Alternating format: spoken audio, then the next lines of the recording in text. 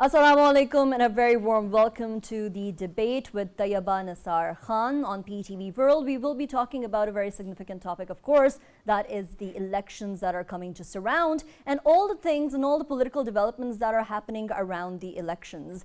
There are multiple wins, multiple losses everywhere. But of course, the one win that is the highlight of the day is the Peshawar High Court's verdict, where the PTI has reinstated its position on its symbol, the bat. Of course, we know that the Peshawar High Court has restored the bat symbol as well after a series of the back and forths that have been happening around since December the 22nd, when the ECP took its position and said that the intra-party political polls were not right, they were not legal, and after that this legal battle started. PTI took this legal battle forward, and it also went into appeal in the Supreme Court as well. But then, of course, it took off the Supreme Court appeal when the Peshawar High Court decision was coming up, and the Peshawar High Court has taken its decision as well. The two-member PHC bench, Justice Ijazul Anwar and Justice Arshad Ali, they delivered this very significant verdict and, of course, ordered the ECP to reinstate the position on the bat. What and how it's going to impact the upcoming elections of February the 8th, of course, we have to see that as well, because there's still time and anything can happen in the political landscape, in the political fabric of Pakistan. That's very, very evident for what's been going on in the past couple of months and weeks as well. But of course, also, there's another significant development within this political landscape of the elections that are coming up as well, and that is the finalization of the tickets of PMLN, and of course the starting of the rallies as well by PMLN as well.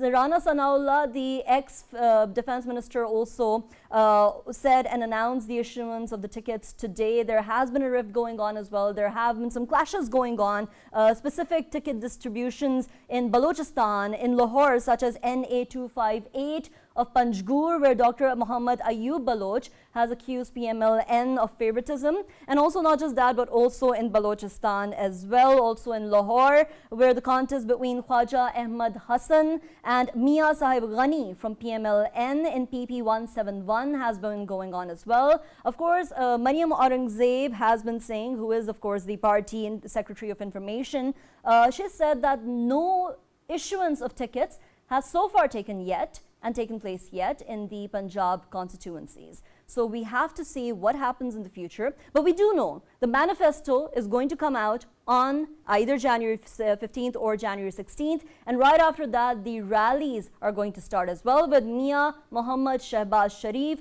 the PMLN Supremo himself, taking the lead from January 17th onwards, while his children, of course, Mariam Nawaz, who is a very significant member of the party as well, she and Shehbaz Sharif, as well as Mr. Hamza Shehbaz, taking the lead from January 15th onwards as well. Manifestos are coming out. It's the season of elections.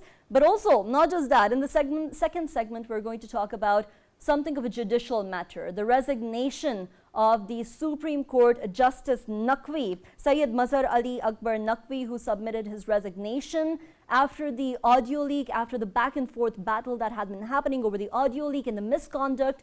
And this had been going on for a while. And of course, now he has finally resigned as well. What this is going to bring for the Supreme Court of Pakistan, we are yet to see. Is this a win for the Supreme Court? Is this a win for Pakistani people as well?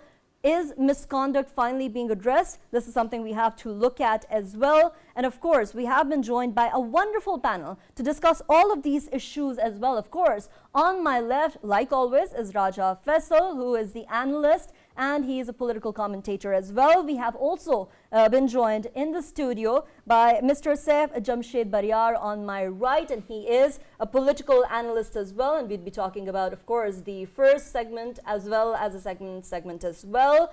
On the online space, we have been joined by Dr. Niaz Murtaza, who's a senior analyst. And later on, we will be joined by Ramesh Singh Arora, leader PMLN. And of course, for the second segment, we'll also be joined by a guest. We will be joined by Mr. Ramesh later on. But of course, Dr. Niaz is with us. And Dr. Niaz, I'd like to continue my discussion with you right now, going to the PHC's decision of reinstating and ordering the ECP to reinstate this decision and giving them the symbol of bat for the elections that are coming up as well. So do you think this matter is yet resolved, or do you think, rather, what implication do you think is this for the elections that are coming up on February the 8th? Well, it's getting, I don't think it's fully resolved yet, but it's getting closer and closer to a final decision. Now, the only step that's left is if the Election Commission of Pakistan decides to go to the Supreme Court, which of course is, the last resort left for everybody. And in fact, PTI had already gone to the Supreme Court, but then I think they got some whiff that the decision from the Peshawar High Court might be favorable to them, so they withdrew their application from the Supreme Court. But the Election Commission of Pakistan still has that option. From my point of view, as a neutral observer, I think it's a good omen that the election symbol, the bat, the famous iconic bat of PTI has been returned to it. Because it would have had serious repercussions for PTI. It would have meant that without an election symbol, all its candidates would have been running as independents, and then whoever won would not have been bound by the party discipline clauses in the election law and in the constitution, which bind people who win on party tickets to stay with the party or resign. And so on, as we've seen in the past. So this is good, and I think the Election Commission decision was quite hasty. I recognize that there may have been issues with the elections of PTI, but then that's true for every party.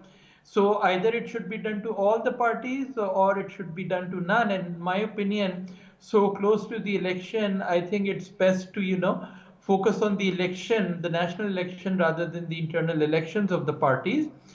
So I hope PTI is able to, concentrate. But then there are so many other constraints that the party is facing, including, the arrest of virtually all its top leaders, including the chairperson, Imran Khan, and party president, vice chairperson. So many people have been forced to leave the party. A lot of people have gone underground or abroad. So while this is one thing less to worry about for the party, there's still so many other hindrances in its way. It can't even hold election campaigns, rallies. So still a lot of things to be worked out before we can be sure of free and fair elections. Right, a lot of things have to be worked out, and of course there's a possibility of appeal in the Supreme Court as well by the ECP in itself. We're going to go to you, Saif, now. Of course, we know that the PTI side, Barrister Ali Zardaris particularly, he has expressed his vindication, he has expressed his happiness, and he's also stated that the Election Act nor the Constitution has the power or authority to revoke the political party's symbol as well. And of course, he has stated Article 17, in fact, on that as well. What is your perspective on the statement? Firstly, Tayyaba, thank you for having me on the program. It's always a pleasure to be on the PTV world. Well, I very much think so that I'd exactly take the narrative that Dr. Niaz has given in. Because I feel that in any electoral process, in any democracy, I think equity is something that needs to be created. And when we talk about a fair play, when we talk about any particular level playing field, so it's important that when we're nearing the elections with hardly 1 month, I think the uncertainties need to be eliminated from the common voters' perspective of what is going to happen. So I think within a country where literacy levels are still alarmingly low, and I feel that in a country where the idea of plugging in the vote itself is a very big deal for maybe more than 60% of the population, I think such uncertainties will bring about greater repercussions in the future. So the idea of the election symbol getting restored for this party is something that is favorable. It's something that is not favorable to a particular party, but I genuinely believe it's favorable for democracy as a whole. Because given that hardly, I think less than a month left in the elections, and with PTI's top leadership scattered, and very much so they've scattered themselves up, but then again the average voter out in the streets does need that certainty. So I think for once, I think that political optimism that we have lost, particularly in PTI's case, and PTI having itself ousted out of the idea of field line politics itself, will try to now have that confidence that was eliminated, because many times in the recent 4 or 5 months,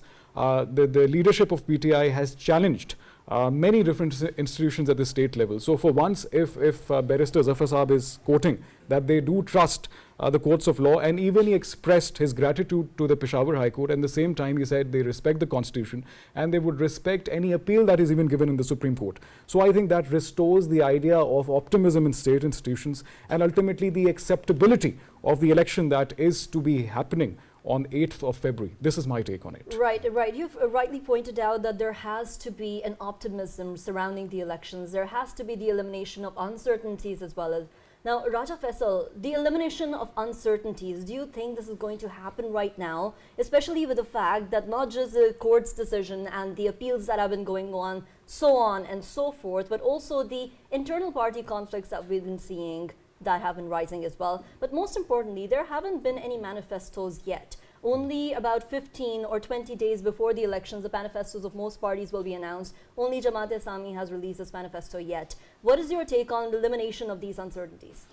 Yeah, you know, if I look at the political parties and their political stance on how they deal with their voters, of course they should be anticipating that their voters require a sort of a manifesto from them, and at the same time obviously the voters themselves, the first and foremost importance they should be given to is manifesto, what kind of manifesto their party is going to follow. Right. This should be highlighted and this should be discussed at a larger level. And of course, you know, Pakistan as a democracy, we have to learn a lot from the Western, democracies. And in that, of course, the first and foremost thing we need to learn is that the debate around manifestos that should be ignited somewhere down the line, so that we can strengthen our democracy or democratic fabric more and more. And we can say that we are on the right track, but of course we still have to learn a lot.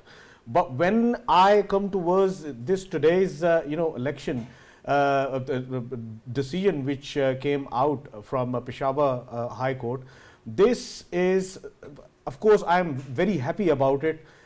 Equally happy I was on that day when the decision came about, the disqualification was removed of Mian Mohammad Nawaz Sharif, and at the same time, of course, Jahangir Tareen's disqualification for life was removed as well, and they were allowed to, of course, contest the election. See, any candidate or any leader, political leader we talk about, he is having an influence within the people. There are people at large who are following them and who want their candidates to become leaders of the future, and that is what makes me happy that our decisions which are being taken in the High Court and Supreme Court, they are true to the fact that of course people's will is being looked after. And same goes out for today's decision. If we talk about PTI's bat symbol was very dear to PTI and its supporters. And if we talk about Peshawar itself, it's the capital of KPK, and we know that in KPK 2 consecutive governments were of PTI, and after that, of course, we know that still they are holding the ground in there, and majority is still, of course, in their favor. So I can simply say that it was it was a decision which has served the purpose, and the purpose is that in a democratic process, people should be facilitated. And in a country like Pakistan, where of course literacy rate plays a pivotal role, where there is a large number of voters, they won't even know how to read, and it would be impossible for them to read out their party names or their name of the candidate. It would be easier for them to simply go for the symbol, and I think it is very important in a province like KPK and in a country like Pakistan, where literacy rate is marginally lower than the other countries. It's good that in democracies these kind of decisions are coming to ease the people rather than Right. creating, hurdles and hindrances for the Right. people. Faisal and Saif, you've both highlighted a very significant, larger problem, and that is the problem of illiteracy in Pakistan, the lack of education to a certain extent, which should, of course, be a part of all the manifestos of the political parties as well, because this problem has to be solved, and this issue should not be as big. Of course, it's a very important issue, but because of illiteracy, it has become a larger issue, I would say. But Dr. Niaz, let's go to you. Is the caretaker government enough to take care of the election, parties and the elections that are coming up as well? Or do you think the ECP alone is enough rather? Can you just repeat the question? I didn't get it. Right, so I'm asking you that is the Election Commission of Pakistan enough to take care of all the election activities on February the 8th, or is it necessary to bring in the caretaker government's input and its activities, and of course bringing the significance and support support of the election as well? Well, of course, the Election Commission of Pakistan itself has very few permanent staff, and to, have people fully equipped in all the constituencies and all the election stations throughout the country, it will require, a very large number of other staff to be brought in. And, the only source for that is, of course, the state, whether it's bureaucrats or whether it's judges or whether it's teachers. The Election Commission is dependent on getting government staff in. So obviously there was a controversy about that because the PTI was against, having people from the bureaucracy, because it felt that, the bureaucracy was lined up against it. But then, there was the other issue that, and it wanted, judges to be appointed, but then, the courts have not allowed that. So there was still some controversy going on. And then the other thing is, for the maintenance of security, especially in sensitive, districts in KP and Balochistan, you'll require, either the police or the army. So obviously, the Election Commission is dependent on all these things. And it's important that, in order to have free and fair elections, the people who are deputed for these duties remain neutral, and there is no, charges brought about them of being favorites. But then, earlier you were also talking about the issue of, the manifestos, and that's really been the big issue in these elections, that, none of the parties have come up with, their election manifestos so far, except for, some of the smaller parties. And the ideal thing is, if parties have strong ideologies, then the manifesto should be in place months ago, because it should derive from the ideology of the party. But now the thing is, most of our parties don't have strong ideologies and ideas. So, at the end, they throw about a few ideas just a few weeks before. And that too, after issuing the ticket. The right sequence should be, first of all, they should issue their manifesto so that everybody can read them, and then people apply for their tickets, and then the party interviews the people who are applying against the manifesto and see to what extent they subscribe to the manifesto, to what extent they are willing to implement it, and if any laws have to be brought in, to what extent they will be able to, be willing to vote for those bills. So all those things are not happening. People are just being, chosen for the party tickets on the basis of their electability. If, they are big, in the rural areas, big electables and so on, everybody is running after them, or you are running after, the smaller parties which have these pockets, without looking at the fact whether, there is any kind of congruence on the ideological level or not. So all kind of parties in Balochistan, in Punjab, that PMLN is running after, and it's been very successful in roping in electables and smaller parties, but then, there's no manifesto to show, and you still, even in, the speeches that they make to the press, or, you don't see any new ideas of what they're going to do. The country is in such a big mess, economically, security-wise, foreign policy, socially. Everything is in a mess, but no party, whether it's PMLN, PTI, or PPP, have very good ideas on how they're going to, extricate the country from this mess.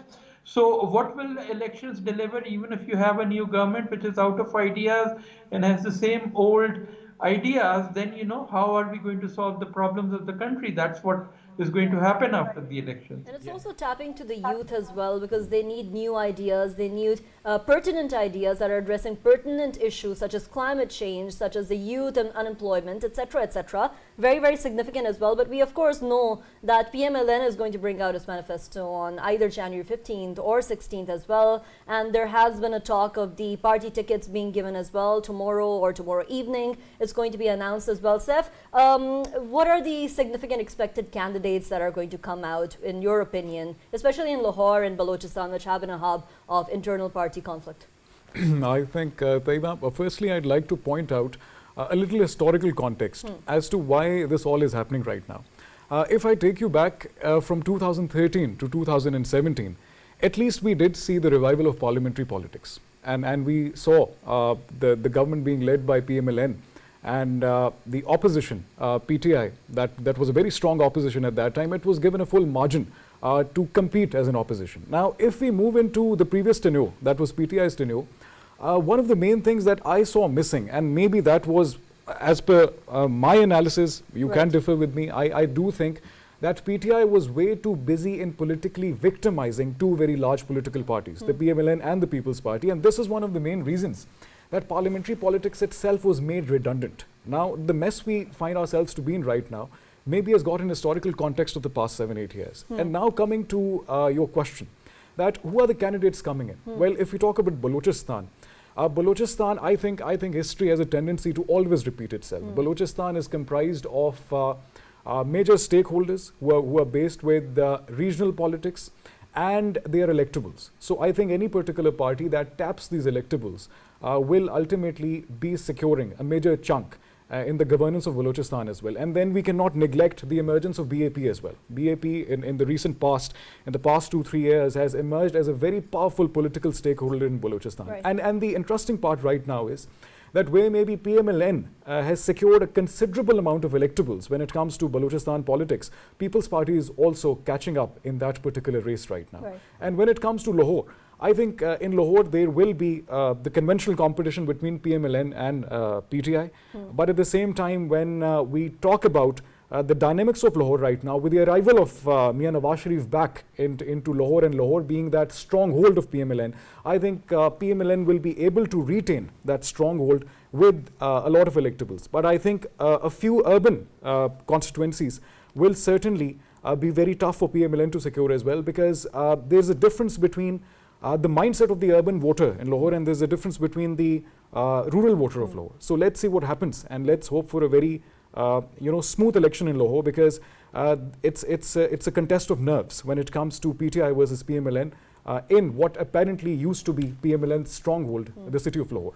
Right. Saif, you've talked about electables in Balochistan. Of course, there will be electables, not just in Balochistan, but in the other provinces as well. Dr. Niaz was earlier talking about looking at those who are going to make a change and address the pertinent issues as well. Do you think these electables, especially in Balochistan, are going to create that necessary change and bring about the issues, pertinent issues?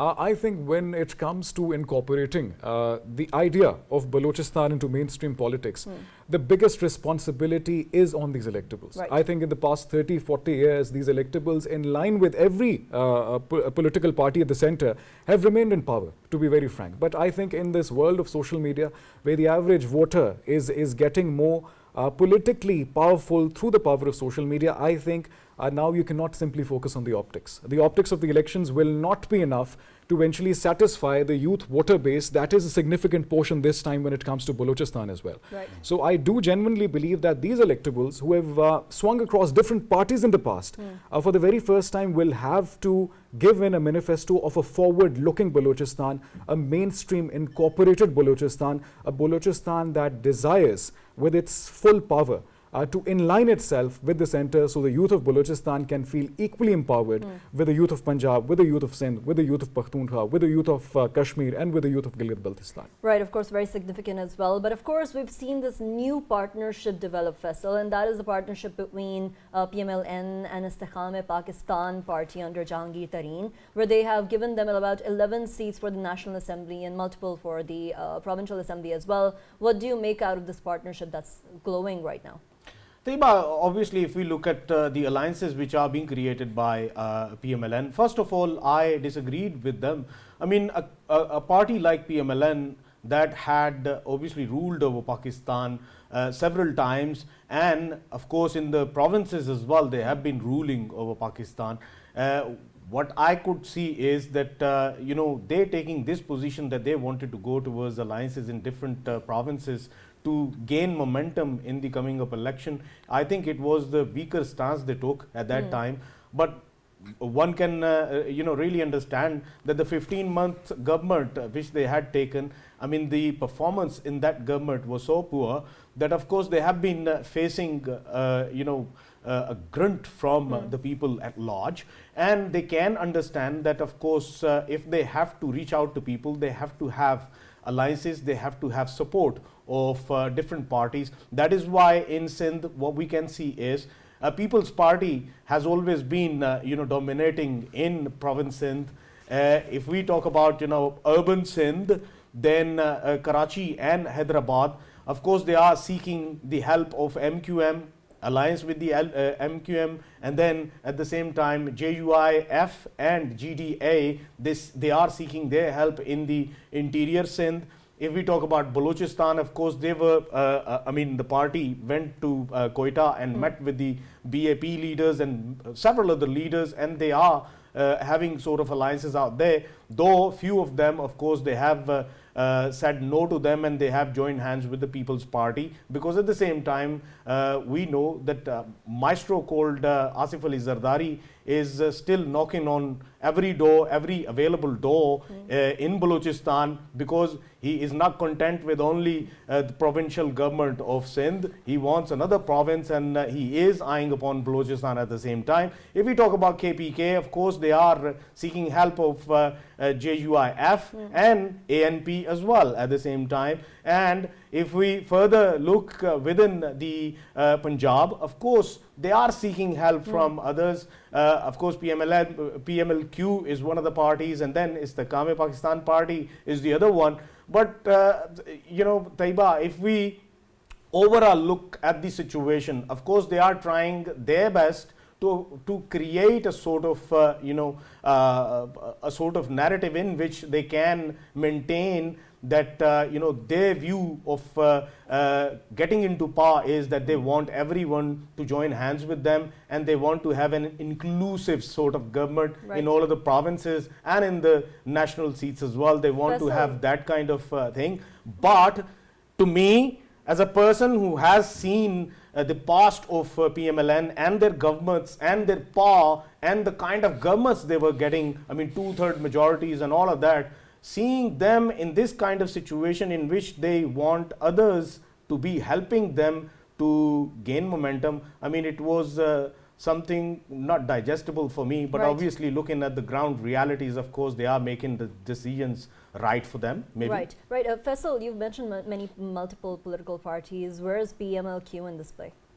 PMLQ, of course, seat adjustments. I mean, why are they doing seat adjustments? Of course, one of the reason is that when they had to oust the previous government, I'm talking about the PTI's government, then they needed help from other parties, and then they needed help from from candidates or from members of National Assembly who were associated with the PTI at that time, but obviously they left PTI and joined hands with them, and they did not vote for PTI. So at that time, the people who supported PMLN's stance, of course, they wanted a share of their election as well. That is why we're seeing that lots of them, they are being facilitated, and they are being facilitated with the seat adjustment. statements, and same goes out with the other parties as well. Maulana Fazlur Rahman, he was playing a pivotal role. Of course, he will be going out for seeking, his share of the sort of joining hands with them. So that is why I think they have to do all of that stuff. And PMLQ, don't forget there are two parts of PMLQ now. One part of PMLQ, of course, the former PMLQ, they were members, Monas Elahi and then his father, Pervez Elahi. Both of them, they have been obviously, struck down from the party, and the rest of the remaining party is still aligned with the PMLN. So that is how they are making alliances. Faisal, we have to bid goodbye to Dr. Niaz. Dr. Niaz, a last question for you. Punjab is very significant for all the elections throughout in the history of Pakistan. And of course, it will be very significant for Pakistan this time as well in the upcoming elections. However, the PMLN Information Secretary, Maryam Aurangzeb Sahiba, she has just stated that there has not been given any ticket yet in Punjab. When can we expect the tickets to be given out? There are only 20 days left. What is your take on that? And Dr. Niaz, with your permission, a supplementary question with that. And that is related to if, of course, Election Commission goes to Supreme Court to challenge the Peshawar High Court verdict. Can we expect PTI leaders to be saying that we are discriminated against and we are cherry-picked by the Election Commission, and they might say that the notion of fair play or notion of free and fair election is not being accomplished? Yes, definitely. I think it would be a very bad and unfortunate decision that if Supreme Court reverses the decision. I hope it's not. It's given a few very good decisions in the recent past, including even today. So, on the merit of it, I think PTI deserves its election symbol. Coming back to the first question, I think there is still a lot of, tug of war going on within PMLN, and it keeps erupting even in the public view. If you look at, some of the statements that some of their leaders have made, like, Shahid Khaqan Abbasi, Miftah Ismail, Zubair, even Mushahid Hussain. And then, there is, of course, the more covert rift within, the Sharif family itself between, the two parts of the family led by the two brothers. So that's why I think they haven't been able to, finalize that list. And then there's also the question of, to what extent they, accommodate PMLQ and then this new party, Istehkam party, because obviously, they are also asking for, large shares. So hopefully it will get resolved within this week. Unfortunately, Dr. Niaz, we don't have enough time. Thank you so much for joining us throughout this conversation as well, and your brilliant input in the conversation too. Thank you for joining us, Dr. Niaz. Murtaza. Of course, we will be going on to the second segment, another important decision by the Supreme Court that has just taken place today, by the Justice himself, actually, that just took place today, where he resigned after a back and forth that had been going on for quite some time after his audio leaks and the misconduct that was, of course, surfaced. And Justice Sayyid Mazahar Ali Akbar Naqvi resigned from the Supreme Court and gave his resignation to the President of Pakistan, Dr. Arif Alvi.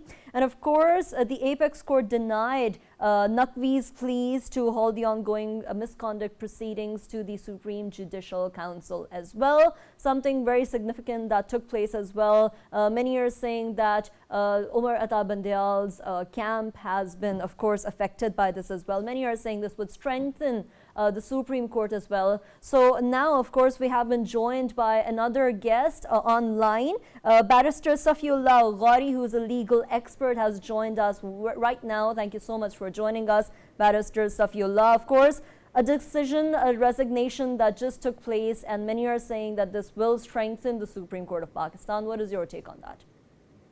Thank you. So I believe that this is definitely going to strengthen the Supreme Court.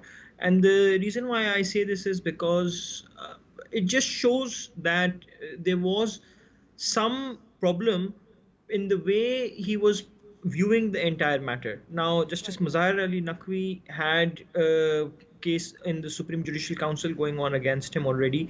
This was a case of having assets beyond legal means, and there was also an entire issue of an audio leak that was leaked on the internet, in which he was talking to the former Chief Minister of Punjab, Chaudhry Pervez Elahi, and saying that I want to come over to your house. These are things that are very unbecoming of judges. It's very difficult to believe that in a high position such as that of the Supreme Court of Pakistan, a judge will be accumulating assets, a judge will be talking to people who are in politics, a judge will continue to take sides, and he had become notorious, whilst, as you mentioned a little while ago, for being in the former Chief Justice Umar Ata Bandial's camp, a very partisan approach towards every matter. These were all highly problematic. And I just want to draw a parallel here from what was experienced by the by the present Chief Justice of Pakistan, Qazi Fazisa. He too had a case going on against him. This was a formal reference filed by the government. There was a massive social media campaign against him. All the political parties at that point of time opposed him. And what did he do? He too was a justice of the Supreme Court, and it was the same issue, assets beyond means. What did he do? He fought it out. He went to the FBR, he went to the court, his wife appeared everywhere. He let go of every privilege that he had as a judge of the Supreme Court. He fought it out. He proved himself to be innocent, and now he's sitting as the Chief Justice of Pakistan. Right. Now, if Justice Mazahar Ali Naqvi did not have anything to hide, if he was not trying to run away from a trial that was taking place, and keeping in mind that he is a lawyer, a judge, the very idea of you being a lawyer and a judge is to stand for justice. If he thought that there was an injustice taking place with his own person, he should have fought it. That is the one thing he has been trained to do all his life. Instead, what he's done is he's run away, and he's taken the benefits that people get by resigning on time instead of fighting the battle. He was obviously very worried that he would get disgracefully removed by the Supreme Judicial Council, which is why he took this step that is almost unheard of and quite unprecedented in Pakistan. And frankly, I think the Pakistani Supreme Court is better off without such judges. Yeah, Barrister Safi, it's good that you have highlighted in the start that, of course, through these kind of cases and these kind of resignations, our judicial system would, of course, strengthen itself. Do you think that, of course, these kind of examples are already there from the past, in which, of course, there was another audio that used to surface on our political spectrums? I'm highlighting about another Chief Minister, the former Chief Minister of Punjab, who's been actually talking to the former judge, and of course in that audio, of course, there was something important, a talk going on, and that talk too is questionable in terms of influencing a case and all. Do you think that them kind of cases should be highlighted as well and should be condemned, so that the future of our judicial system can strengthen itself more? This is my first question. And the second one, which I want to ask you, is related to this very case. Of course, now we know that Justice Naqvi has actually resigned. He's gone out of the courts. Still, can there be someone who can still go to Supreme Court against him, so that the very case can be fought against him again, so that once for all everything is clear?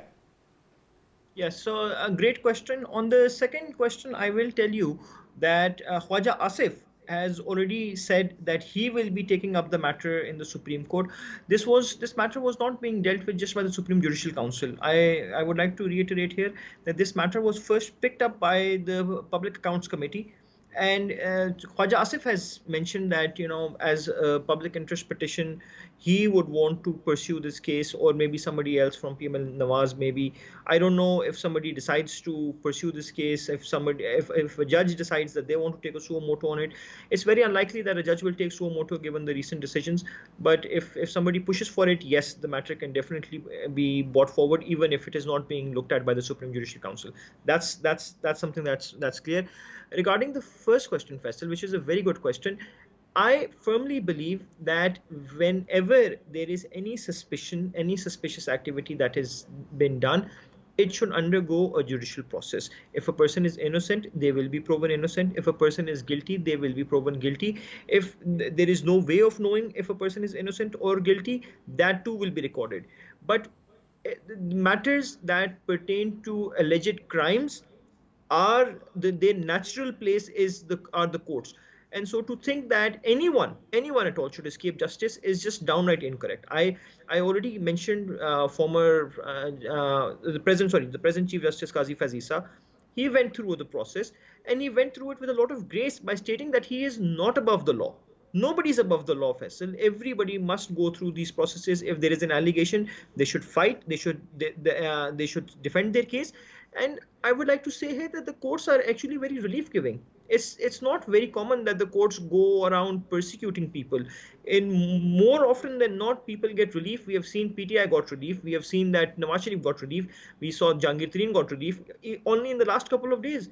So people should turn to the courts. They should actually argue and fight for their case and convince others that they stand on good legal grounds. So whoever it is, any former judge, any chief minister, any politician, any military person, Musharraf, we have seen his death penalty has been upheld.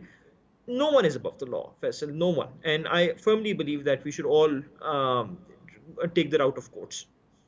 Right. Of course, now there are speculations as well on the resignation being a big blow to the Umar Bandial, Ata Bandial's camp, and also affecting and impacting the future Chief Justice, Ajazul Ehsan Saab. What is your take on the speculation? That's actually a very good question, because in all of these decisions, it's very clear that Umar Ata Bandial, Justice Ajazul Ehsan, Justice Mazahar Ali Naqvi were on the same page. Justice Ajazul Ehsan is due to take over as the Chief Justice of Pakistan in another 9 months, and him having some support within the ranks would have been important. However, there is also a lot of talk at this point of time about a reference being filed against Justice Ajazul Ehsan for similar issues. The reason why I say this is, and once again, it's an interesting point that you bring up, because just yesterday, Justice Ajazul Ehsan said that the allegations against Mazahar Ali Naqvi are bogus and they are false, and the case cannot move forward. If his own brother judge is supporting him, then why did he have to resign? So I feel this shows in a way a degree of cowardice. The fact that he had at least one person on the bench who was very supportive of him, even a dissenting judgment in his Supreme Judicial Council case would have been very useful for him. But the fact that he decided to back off was in my opinion, just wrong. And that isolates Justice Ajazul Ehsan a little bit more. Let's see how things go forward for him. I obviously cannot predict, but it's very clear that if there are political groupings and political camps, then this is one camp that is getting weakened clearly. Barrister Safi. Yeah, Barrister Safi, obviously you being someone who's a flag bearer when it comes to law and of course rule of law and justice in the country, how do you feel when you hear about camps? I mean, there is one camp associated with this kind of political ideology, and there is another camp which is of that kind of political ideology. How do you feel about it? Shouldn't there be only one camp, and that camp is just the justice camp? Of course, Faisal, it goes without saying. This is one of the reasons why I was been using the word alleged camps. I don't even want to believe that judges would be in camps, because it is so undignified and so disgraceful and so below them. It is true that we have seen in certain cases certain judges grouping together, and it appears that certain judges seem to have ideologies, but camps of any sort are absolutely terrible for judges. It's contempt of court for us to firstly say that a judge is in a camp. That, let me be very clear, that's the law of Pakistan. We cannot say that, because in order, if we were to question a judge's objectivity, a judge's lack of bias, we ourselves are committing a crime as per the law of Pakistan. Firstly. Secondly, if contempt is served on me, you would be my lawyer. I think contempt would also get served on me at this rate. Right. Thank you for your brilliant answers, Barrister Safiullah, Ghauri Sahab. Of course, Saif, last question briefly as well. We have seen that international practice shows in the US and many other countries as well that once the Supreme Court judge becomes and obtains that power, or any other judge in fact obtains the power of being the judge, in fact, they are banned from going to on all social activities, basically all social events as well, and that strengthens their system of judiciary, their system of justice, and their Supreme Court as well. Do you think this sort of system is there in Pakistan in somewhere or the other? If not, do you think there should be? I think, Tayyaba, absolutely not. We don't have such a system. I'll be very honest, it gets very depressing to know that there are camps when it comes to the body that dispenses the highest level of justice there ever can be in a country. The only camp there should be is with the Constitution of 73. That's the only camp there should be. And when you talk about justice, the very prerequisites to justice are being impartial, being objective, and being unbiased. So I think that the judges need to practice what they preach, and that will ultimately secure a more just future for 250 million people who eye up to the Supreme Court every day in order to get their problems solved. Right, thank you so much for joining us in person, Mr. Saif, Jamshaid, Baryar, Raja Faisal, of course. Thank you so much for joining us online. Barrister Safiullah, Ghauri Sahab, legal expert, and of course earlier on in the conversation, Dr. Niaz, Murtaza, senior analyst as well. That's all for now, ladies and gentlemen. We will be back tomorrow with another episode at 10 p.m. Don't forget to watch the debate.